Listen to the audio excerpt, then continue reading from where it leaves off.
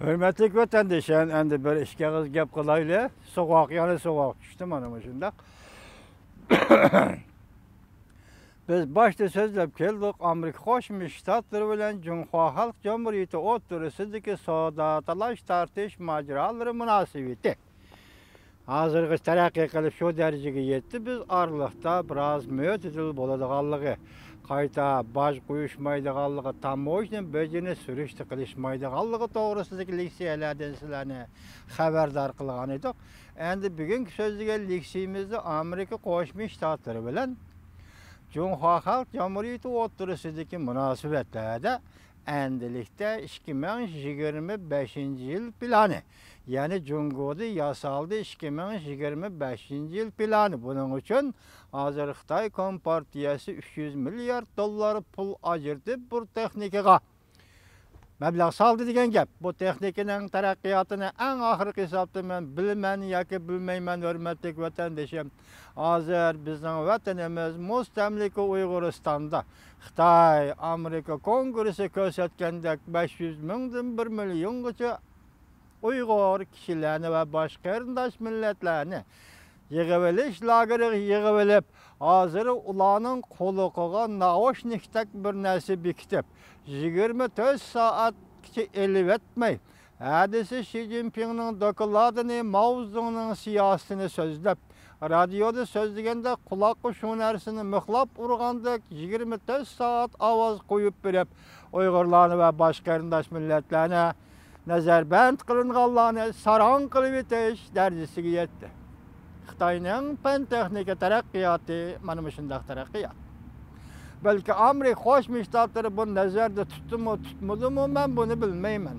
Biroq Amerika Qo'shma Shtatlari hozir Xitoyning texnika sohasida, ya'ni men boshda aytdim, 4-qatimliq dunyoviy sanoat inqilobiga kim rahbarlik qiladi degan masalaga berib yetganda, agar Xitoy texnikadan shunday foydalanib, kishilik huquqqa xiloflik qilib, o'z fuqarolarining jismoniy va ma'naviy faoliyatlariga ziyonkashlik qilishdi. Garchi bu masala o'tirib chiqmagan bo'lsa, men tahlil qilib o'taman.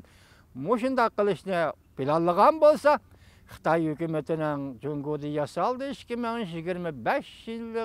2025-yillik planini beçit qilish, tarmar qilish va cheklashdan o'zi zarur edi. Bugun Amerika Qo'shma Shtatlari mana shu masala bo'yicha Jungo'ning Zhongshan shirkatini chekladi. Hozir gap boshda aytgandek, atav Alibabaga kelishi mumkin. Undan keyin Huawei'ga kelishi mumkin.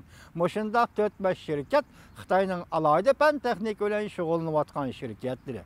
Endi Amerika Qo'shma Shtatlari teg'ovshini buning qaratdi. Hozir Zhongshan shirkati Qatardan chiqdi, to'rbatlarda deyilishga barbod bo'ldi. Endi bu oraliqda yana bir masala o'tirg'i chiqdi. 4-oyning 27-kuni hurmatli vatandoshim, Chavshan bilan Koreya o'rtasida suhbat elib berildigan bo'ldi, tinchlik kelishimi imzolaydigan bo'ldi. Yana bir qiziq xabar oqshomlatin paydo bo'ldi, televizorda to'rbatlarga chiqmadi.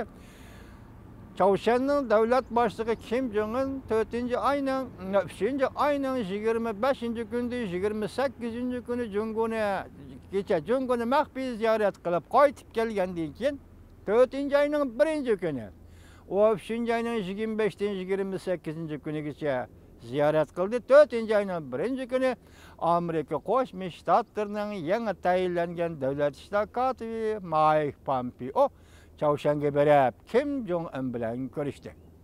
Ko'rishda hozir nimalar deyildi, maxfiy ko'rishdi deyildi, nimalar suhbatlar oshkor o'tirib chiqmadi. Demak, shu masaladan aytganda, ondan buning keyinidilla bo'lib Chavshan bilan o'tkaziladigan suhbat to'g'risida va shu bir qator uchrashishlardan keyin prezident Trump yanalar Xi Jinpingni maqtashga boshladi. Xi Jinping ayta qaltis yaxshi ish qildi, yaxshi ish qilib berdi deb maqtashga boshladi. Biz buni Jungo hukumati bilan Amerika Qo'shma Shtatlari o'rtasidagi hamkorlik deylik.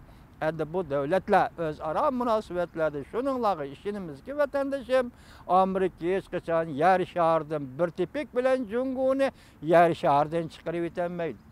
Jungo hem bir tipik bilen Amerika Qo'shma Shtatlarini yer shahardan chiqarib o'tolmaydi. Bu ikki cho'ng davlat cho'qim hamkorlashidir.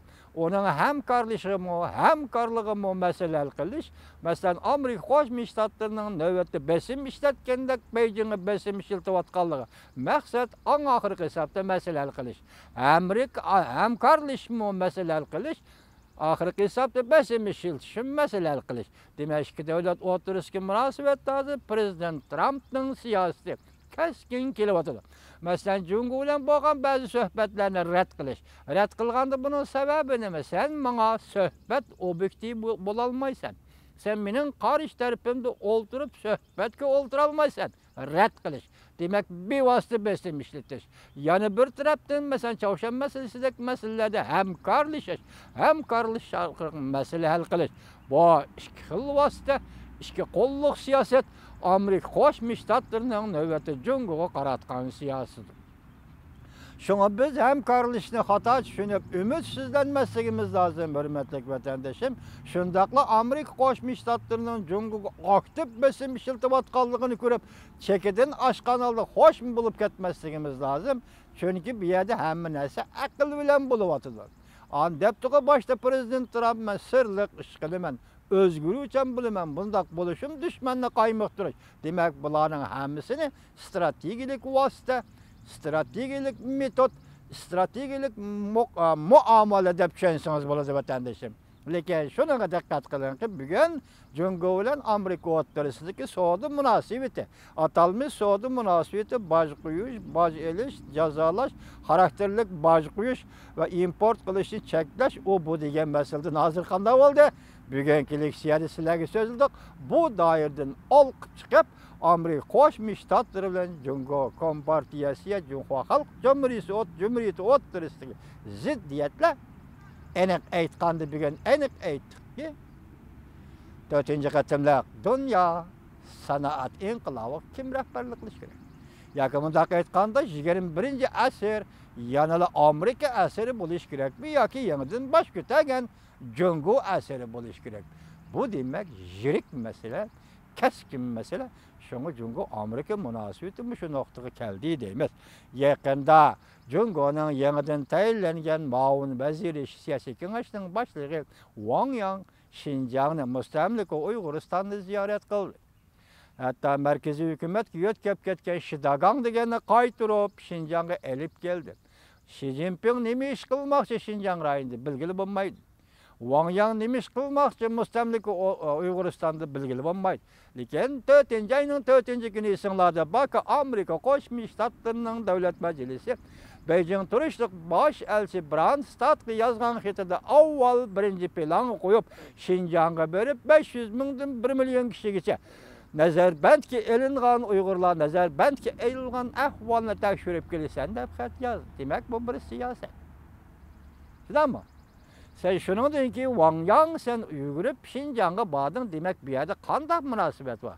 Masalan, Amerika Qo'shma Shtatlarining bosh elchisi Brandstadga yozgan xatning Xinjiangni tekshirishni taklif qilinganligi sababli sen bundan cho'chidingmi yoki boshqacha bir xizmat o'rinlashtirishi bormi? Buni bilgili olmaydi. Bu bir vaziyat deyli. Esinglarda bo'lsinki, bu qatim Brandstadga yozilgan xatning eng oxirgi qismida bu ish 500 mingdan 1 million kishini Uyg'urni nazarband qilish Amerika Qo'shma Shtatlarining Hind Tinch okeani strategiyasiga manfaatlik ish yoki manfaatlik voqea degan so'zni davlat majlisining shu qarorida biz sizlarga leksiya qilib yetkazgan edik. Bu ishlarni bu yerda qo'yib turaylik. Endi qaytib kelaylik. Endi hozirgi navbatda Jungo Xalq Jumhuriyati bilan Tayvan masalasi o'tgangi leksiyamiz dedik. Endi savdo talash tortishlardan keyin Tayvan masalasi gavdalik oldi o'ttirg'i chiqishi mumkin dedi. Biz o'tgangi leksiyamiz degan to'q bugungi leksiyada amaliylashdi. Hozir Jungo hukumati Janubiy dengiz yana Fujian atrofida, Fujianning Shisi өлküsüne yaşayısı, naisten etrafı da harbiye manevri başladı. Tayvan tarafı olsa Cinmin aralı etrafı da harbiye manevri başladı. Delmoşe Bey tesayyirin Afrika kıtasıga seyahatke çıkıp gitti. Ziyaretke çıkıp gitti.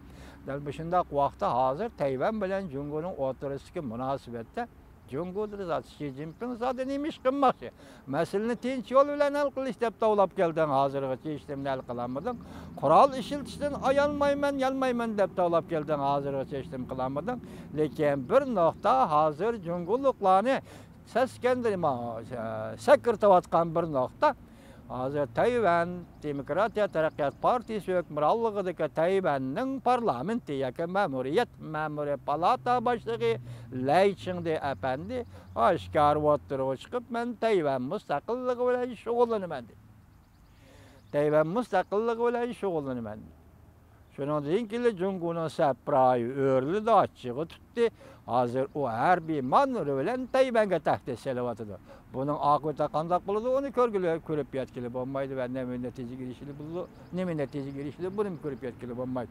Şimdi başlayıp kandak hazır Tayvan bilen Amerika Koşmuş Ştatları bilen Cumhur oturusuydu ki pen tekniki münasebetlik diyetler yaki rekabetçilik, enendeki soda ticaretke münasebetlik rekabetçilik, şundakla Amerika Koşmuş Ştatları bilen Cumhur oturusuydu Tayvan'a münasebetlik rekabetçilik.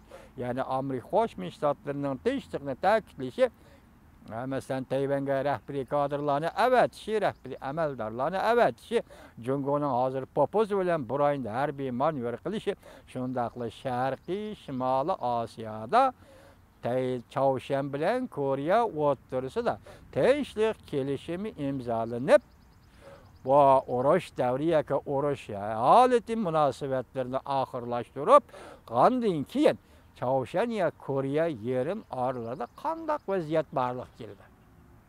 O Prezident Trump'ın söz ibarları qaraganda intayin huşal. Yakında hazır bula körüşüdügan qaysı devletine ilan kılıdığan buldu.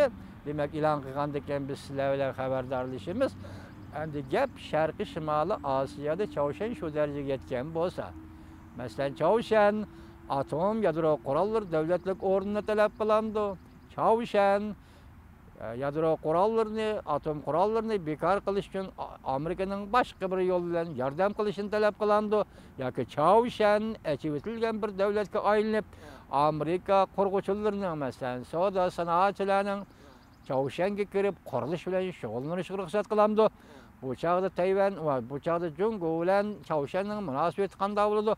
Ağırlıkta hazır Cumhur'un rehberi Reis Xi Jinping 6. ayda Tayvan'ı şan keçirenler Çavuşen'i ziyaret kıldığan bol. Hazır Çavuşen'in Cumhur'un usulçıları, nägmetçileri Songtao deydiğen məxsus Çavuşen işlerine mesul kişi bilen hazır Çavuşen'i ziyaret kılıp oyun koydu. Bu oyunu Kim Jong-un özü gördü, yok or derecede bahalıdı. Oyunun ismi nime desenler Kızıl Ayallar Koşunu. Demek senede her bir kiyim, her bir forma, onga desligen var.